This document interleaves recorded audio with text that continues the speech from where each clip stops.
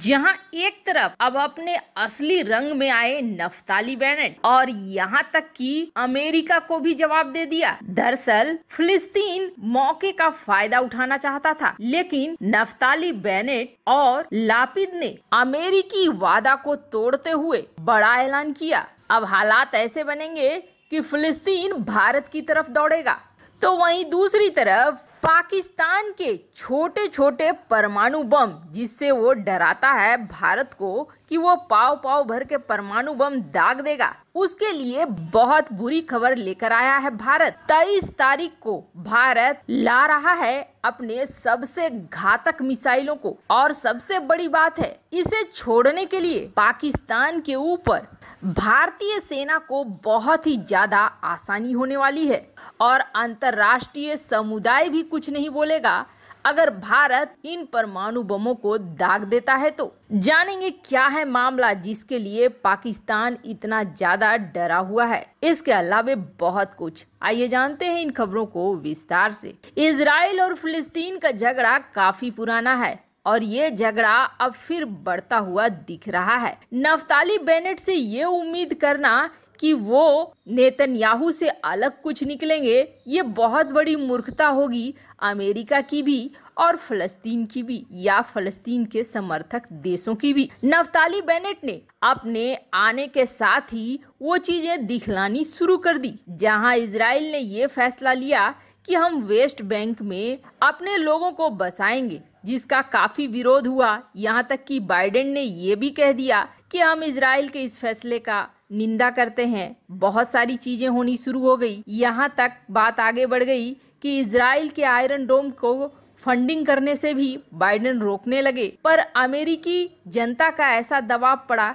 कि बाइडेन वैसा कुछ कर नहीं पाए, और बाइडेन को आखिरकार आयरन डोम की फंडिंग भी करनी पड़ी और इस मुद्दे पर भी चुप रहना पड़ा। वैसे बाइडेन प्रशासन में जब उनके विदेश मंत्री आए तो विदेश मंत्री ने फिलिस्तीन के लिए एक बयान जारी किया था। एंटनी ब्लिंकन ने ये कहा था कि हम फिलिस्तीन में एक दूतावास खोलेंगे। दरअसल इसे दूतावास नहीं बल्कि एक मिशन कहा जाता है। अमेरिकी मिशन के नाम पर ये खोलते हैं, जिसे दूतावास की तरह काम करने के लिए कहा जाता है। विदेश मंत्री एंटनी ब्लिंकन ने ये कहा था कि पहले एक मिशन था, अमेरिकी मिशन, लेकिन बाद में इसे बंद कर दिया गया, पर हम आपसे वादा करते हैं कि यरूशलेम में फिर से एक बार अमेरिका का मिशन खोला जाएगा। ये वादा उन्होंने फिलिस्तीन से किया था। ये खबरें पहुंची इजराइल के पीएम नफ्ताली बेनेट के पास, और नफ्ताली बेनेट ने सीधे सीधे कह दिया कि हम अमेरिका को यहाँ पर कोई भी मिशन खोलने की इजाजत नहीं देंगे। अगर खोलना ही है तो कहीं और जाकर खोले। तो वहीं लापिद ने भी, जो कि अगले 2 साल फिर बनेंगे पीएम,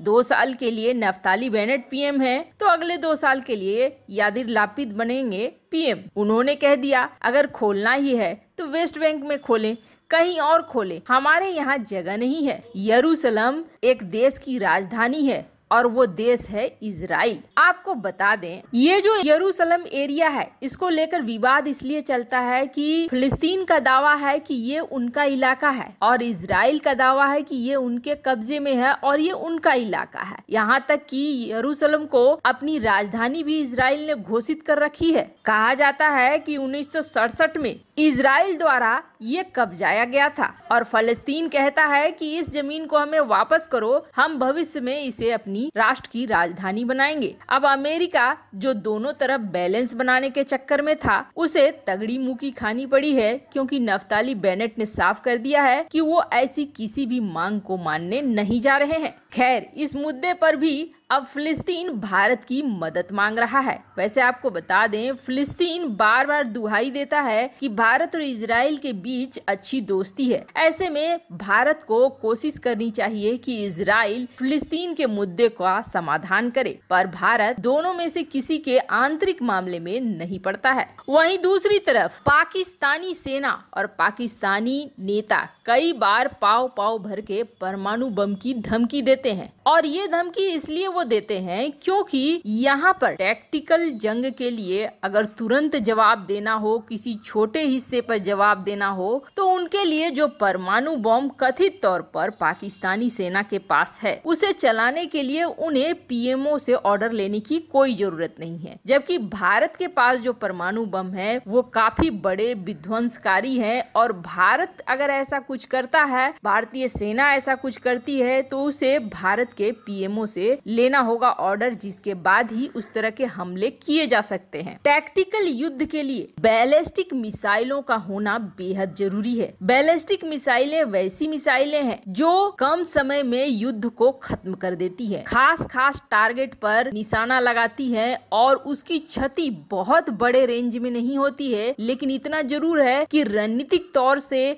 जो बेहद महत्वपूर्ण है उसे बर्बाद कर देती है, तबाह कर देती है। और इस तरह के टैक्टिकल मिसाइल्स जंग के शुरुआती समय में बहुत बड़ी मदद करती है फ्रंट लाइन को तोड़ने में। अब पिछले कुछ समय से भारत ने तहलका मचाकर रखा हुआ है, और खास करके डीआरडीओ तो एक के बाद एक ऐसी चीजें कर रहा है जिसे रोक पाना मुश्किल लग रहा है। यहाँ तक कि अंतर्राष्ट्रीय मीडिया भी अब ये सोच रही है कि आगे क्या होने वाला है, अब क्या होने वाला है। एक परीक्षण खत्म नहीं होता है और दूसरा परीक्षण चलाता है। डीआरडीओ का रिकॉर्ड तोड़ परीक्षण लगातार चल रहा है। Anti tank missile, Pinaka missile, BrahMos missile, Shaurya missile, और हाल ही में जिसे काफी जोर लगा रोकने की कोशिश कर रहा था चीन, अग्नि 5 मिसाइल, और अब इसके बाद अब अग्नि 5 से भी ज्यादा बड़ा परीक्षण करने जा रहा है भारत। और आपको बता दें, डीआरडीओ ने जो नोटाम जारी किया है, उस नोटाम से पाकिस्तान के रोंगटे खड़े हुए हैं। अंडमान निकोबार के लिए ये नोटम जारी किया गया है, और इस नोटम में 22,246 स्क्वायर नॉटिकल माइल में इसे जारी किया गया है। इसे डेंजर जोन बनाया गया है। अब ये काफी बड़ा एरिया है, और यहाँ Bharat surface to surface air missile का, सरफेस टू सरफेस मिसाइल का परीक्षण करने वाला है। 23 नवंबर से